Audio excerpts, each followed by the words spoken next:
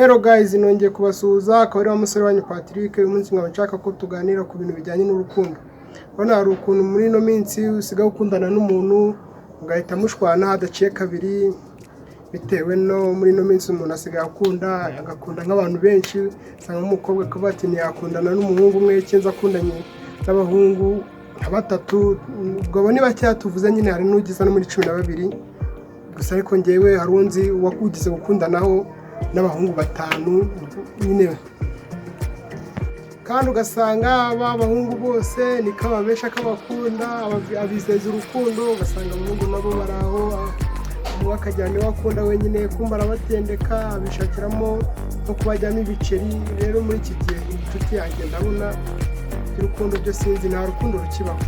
Urukundo rw'iki gihe go shaka wabaye amafaranga, wabaye ikiguzi, nta rukundo pe, urukundo narwo nta kintu. Usanga ngo nimba n'amafaranga ufite tayari ntabwo nyine yagukunda.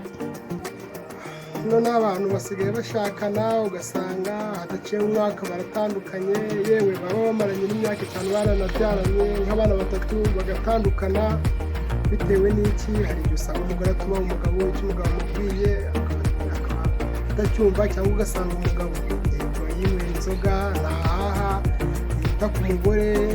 Mbese ibijyanye n'urugo ntabyo yuzuza, nta na kimwe akora. Ugasanga ibyo ngibyo byimvura mu muryango, bagahita nyine bakora divorce ako kanya.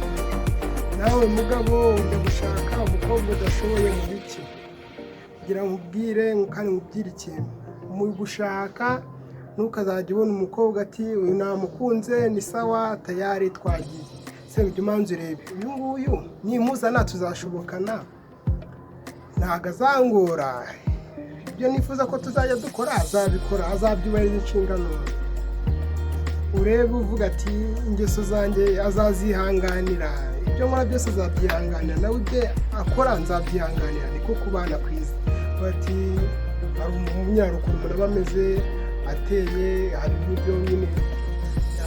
Kandi muri ino minsi hari ikintu nabonye, hari ukuntu muri ino minsi rero abantu bajya mu rukundo, ugasanga umuntu yakunze umuntu ariko ntabwo arebye si ubushobozi mfite bunyemerera kubana n'uriya muntu.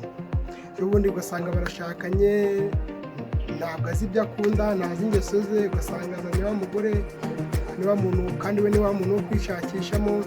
Ejo yabwira madamu ati madamu amafaranga yashize, tujye hariya hepfo mu kiyede. Ugasanga umudamu avuga ati njyewe ntabwo nakora ikiyede. Umugabo agatangira kurakara avuga ati se niba kuri ikiyede turabona.